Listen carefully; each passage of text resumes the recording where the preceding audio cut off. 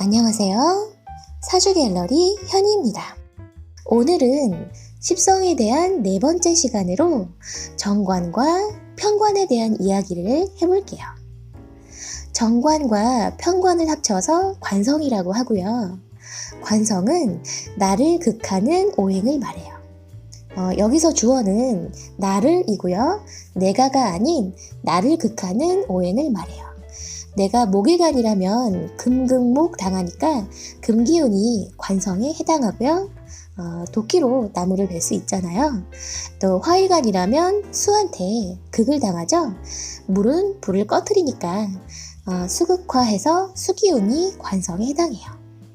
이렇게 나를 극하는 오행 중에 음양까지 같으면 편관, 음양이 다르면 정관이 되는데요. 예를 들어 임술관한테 관성은 토기운이 되겠고요. 음양까지 같은 무토가 편관, 기토는 정관이 되는 것이죠. 과거에는 주로 재관을 중요시 봤어요. 그만큼 신분이 중요하고 출신이 중요하고 양반 집안에서 양반 나고 노비 집안에서 노비를 벗어날 수 없었기 때문인데요. 요즘에는 개인의 재능이나 노력을 바탕으로 해서 누구든지 동등하게 기회가 주어지고 있어요. 그래도 아직까지 사주 명리학에서 재관을 중요시하게 보는 경향이 남아있긴 한데 이렇듯이 관성은 간단하게 말하면 사회적 신분을 나타내기도 하고요. 사회적 지위, 명예 또는 나를 통제하는 힘, 또 규범, 제도, 조직을 나타내기도 하고 무궁무진하게 해석이 가능한데 육친적으로 해석하자면 여성사주에서 특히 이 관성을 중요시 보는 것이 나의 배우자를 나타내기 때문이고요. 또 남성 사주에서 관성은 자식을 나타내기 때문에 중요하게 봅니다. 그 밖에도 범죄자 사주에서 두드러지는 특징으로 관성이 없는 자가 많다고 해요. 나를 통제하고 절제하는 힘이 관성인데 이러한 관성이 없으니까 브레이크가 없고 규범이나 법을 지키지 않는다 하는 것이죠. 이건 극단적인 예시고요. 관성이 없다고 해서 다 그런 것은 아니니까 지금부터 자세하게 관성에 대해서 한번 알아보도록 해요. 먼저 정관에 대한 이야기부터 해볼게요. 정관은 나를 극하는 기운 중에서도 나를 유정하게 적당히 극하는 길신으로 분류가 돼요. 적당히 제어해주고 적당히 통제해서 사회적 규범에 부합하게 살아가는 특성이 있고요. 합리적인 사고방식으로 감성에 치우치기보다 지극히 이성주의적이에요. 그래서 굉장히 신사적인 이미지를 주는 것이 정관입니다. 안정적인 사고력을 바탕으로 자신에게 주어진 업무에 충실하고 대인관계 또한 원만하게 만들어 나갑니다. 정관의 사고방식은 노동이나 기술 분야보다는 주로 비노동적이면서 기득권 확보를 위한 노력을 하기 때문에 고학력이나 대기업을 선호하고 사회적 지위나 주변의 신망을 얻기 위해서 항상 노력하기 때문에 타인의 모범이 되는 인간형이 많습니다. 전통이나 관습, 현 체제를 유지하려고 노력하고 가정이나 조직의 안정을 최우선으로 생각하기 때문에 공적인 성향을 보이죠. 그래서 상관견관하게 되면 이런 전통이나 관습, 현 체제나 기존의 틀을 따르지 않고 자꾸만 바꾸려고 하니까 개혁과 같은 것이죠. 그러니까 당연히 그 과정에서 언쟁도 높아지고 시비고설도 생기게 되고 이러한 과정들이 있다 보니까 상관경관 위화백단이란 말이 생겨난 것 같은데요. 상관경관이 무조건 나쁘다고만 볼 수는 없는 것 같고요. 사회의 부조리나 악습에 대해서 고발하고 선두에 앞장서는 언론인이나 또는 문화평론가 또 비평 전문으로 하시는 분들 상관경관 구조로 되어 있는 분들 많이 봤어요. 또 너무 정관만 있으면 개성이 사라지잖아요. 서태지와 아이들 노래 중에 교실이대야라는 노래가 있어요. 가사를 한번 읊어보면 매일 아침 7시 30분까지 우릴 조그만 교실로 몰아넣고 전국 900만의 아이들의 머릿속에 모두 똑같은 것만 집어넣고 있어. 가사가 이렇게 되는데요. 정관에 대한 상관의 개혁 요구 행위 같은 그런 느낌이 나죠. 2절도 한번 볼까요? 국민학교에서 중학교로 들어가며 고등학교를 지나 우릴 포장센터로 넘겨 겉보기 좋은 널 만들기 위해 우릴 대학이란 포장지로 멋지게 싸버리지. 이것이 우리 아버지, 어머니들의 머릿속에서 나오는 일반적인 정관적 사고방식이고 규범이고 틀이죠. 그래서 정관적인 아이는 기성세대의 틀을 그대로 받아들여서 거기에 부합하게 잘 따를 것이고 그러면 이제 안정적인 미래가 보장이 되는 것이고, 정관적이지 않은 아이는 부모님이 애를 좀 많이 먹겠죠. 근데 요즘 시대에는 비겁이 식상을 생하는 구조나 식상생재의 구조로 잘 사시는 분들 대다수입니다. 상관, 경관도 마찬가지고요. 정관은 정관 나름대로 잘 살고요. 상관도 상관 나름대로 잘 삽니다. 다만 쓰임이 다른 것일 뿐이죠. 이번에는 편관에 대한 이야기를 좀 해볼게요. 편관은 나를 극하는 오행 중에서도 음양이 같기 때문에 무정하게 극을 하죠. 적당히 하면 될 것을 너무 무정하게 극하니까 여러 가지 설들이 많아지면서 칠살이라는 다른 이름이 생기고 흉신 중에 흉신으로 대우를 받아요. 일단 편관의 특성을 먼저 말하자면 편관은 책임감이나 위협심, 인내심, 참을성 이런 것들이 뛰어나요. 그리고 정관과 마찬가지로 자신의 지위나 권한을 가지려고 노력하면서 살죠.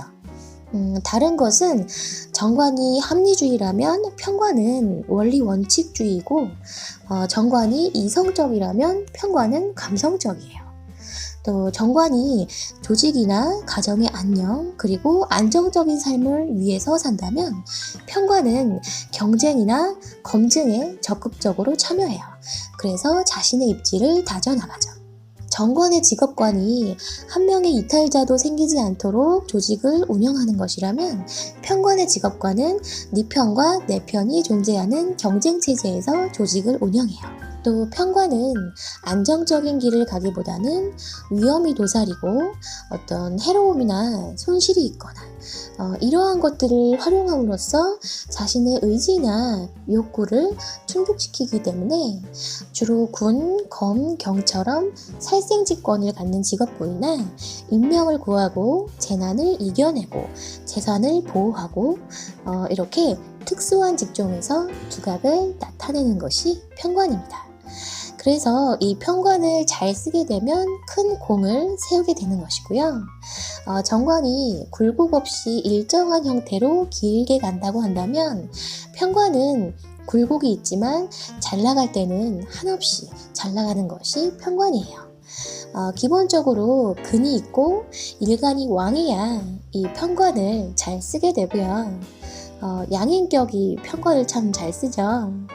만약에 신약한 상태에서 이 편관을 잘못 쓰게 되면 그때는 칠살이 되어서 정말 무정하게 일간을 극하게 되는 것입니다. 그럼 각종 재해나 위험 또 건강 악화 여러 가지 고통이 따르게 되는데 다행히 사주에 식신이 있다면 대비와 방어를 잘 하기 때문에 이 식신이 칠살의 공포로부터 일간을 보호하고 전화위복이 되도록 만들어줘요. 이것이 식신제살이고요. 이것을 여성사주에 그대로 대입을 해보면 여성에게서 편관은 나의 배우자를 나타내는데 정관처럼 적당히 극하는 남편이 아니고 좀 심하게 극을 하죠. 그러면 당연히 정관이 있는 여성보다는 편관을 갖고 있는 여성이 배우자에 대한 스트레스나 만족도가 떨어져요. 거기에 건강까지 안 좋아서 이중고를 겪게 되는데 다행히 식신이 있어서 식신제살이 되어 있는 여성은 아무리 나쁜 남자를 배우자로 얻어도 이 식신제살이 되어 있는 여성에게만큼은 착한 남자가 됩니다. 나쁜 남자를 제어할 수 있는 나름의 기술이나 능력을 갖고 있다라고 봐도 무방해요. 그런데 만약 사주에 정관이든 편관이든 관성이 없다면 그땐 무관성이라고 하는데요. 무관성인 사주는 어떤 특징이 있을까요? 남자는 자식이 없고 직업이 없고 여자는 남편이 없는 걸까요? 그건 아니고요. 이렇게 한번 생각을 해봐요. 관성이 있다는 것은 관의 통제를 받는 것도 되지만 관의 보호도 받아요. 우리 부모님이 잔소리도 하지만 보호도 해주시잖아요. 또 법의 제재를 받기도 하지만 법의 보호를 받기도 하고요. 그런데 관이 없다는 것은 보호를 받지 못한다는 거예요. 그래서 뭐든 스스로 해야 된다는 뜻도 되죠. 그리고 비겁들을 다스리지 못하는 문제가 있어요. 비겁에게 내 재성이 노출될 때 분탈당하지 않으려면 관이 있어야 하는데 관이 없으면 재성이 분탈당할 우려가 있고요. 무관성은 일단 나를 통제하는 것이 없는 상태니까 영혼부터가 일단 자유로워요. 자유로운 영혼인 거죠. 생각하는 것 역시 자유로운 면이 있어요. 물론 다른 십성과의 조화를 봐야겠지만 규제와 간섭을 굉장히 싫어해요. 내 영혼에 브레이크가 없는데 자꾸 나를 규제하려고 들면 싫어할 수밖에 없겠죠. 무관은 그냥 자기 생각대로 언행을 하는 것일 뿐인데 어떻게 보면 주변에서는 굉장히 이기적이고 자기밖에 모르는 그런 사람으로 비춰질 수 있어요. 사고방식에 틀이 없기 때문에 무관성인 분들은 쉬는 날 회사에서 나오라고 한다거나 잔업을 하라고 강요받는다거나 이런 것을 무척 싫어하겠죠. 조직과는 잘 안 맞을 수 있어요. 그래서 가급적이면 프리랜서로 활동하시면 좋고요. 아니면 소규모 회사나 중소기업보다는 대기업이나 복지 혜택이 좋은 외국 계열 회사를 선택하는 것이 좋아요. 그렇다면 관성이 너무 많은 관다일 때는 또 어떨까요? 너무 많은 게 아예 없는 것보다 안 좋은 것 같아요. 왜냐면 일단 제일 중요한 건강이 안 좋을 수가 있거든요. 돈을 잃으면 다시 벌면 되지만 건강은 잃으면 다시 회복하기가 힘들잖아요. 건강을 잃으면 다 잃는 건데 관성이 3개 이상 되면 정관이든 편관이든 모두 편관화가 되기 쉬워요. 그러면 칠살의 극을 너무 많이 받기 때문에 몸이 건강할 리가 없는 거죠. 어려서부터 건강이 안 좋은 경우도 많고요. 너무 나를 통제하려는 기운이 많다 보니까 강박에 시달리기 쉽고 과중, 과로, 스트레스에 항상 노출되어 있습니다. 그러다 보면 이제 성격도 폭력적이거나 짜증을 쉽게 내거나 무게를 견디지 못해서 현실을 도피한다거나 이러한 현상이 발생하죠. 관다이신 분 중에 제가 명함이 많으신 분을 봤어요. 주업을 하시면서 또 여러 가지를 겸해서 이렇게 많은 명함을 갖고 계시더라고요. 이렇게 관이 많으신 분들은 자기 명예나 권위 또 일도 중요하지만 항상 첫 번째는 건강에 신경을 쓰셔야 돼요. 칠사를 잘 쓰려면 근으로 왕하거나 식신이 있어서 제사를 해주거나 아니면 겁재가 있어서 합사를 해주거나 그것도 아니면 인성이라도 있어서 상생을 해주어야지 칠사를 잘 쓸 수 있게 됩니다. 이렇게 해서 오늘은 관성에 대해서 알아봤고요. 저는 다음 시간에 또 재밌는 이야기로 돌아올게요. 지금까지 시청해주셔서 감사하고요. 오늘 하루도 수고하셨습니다.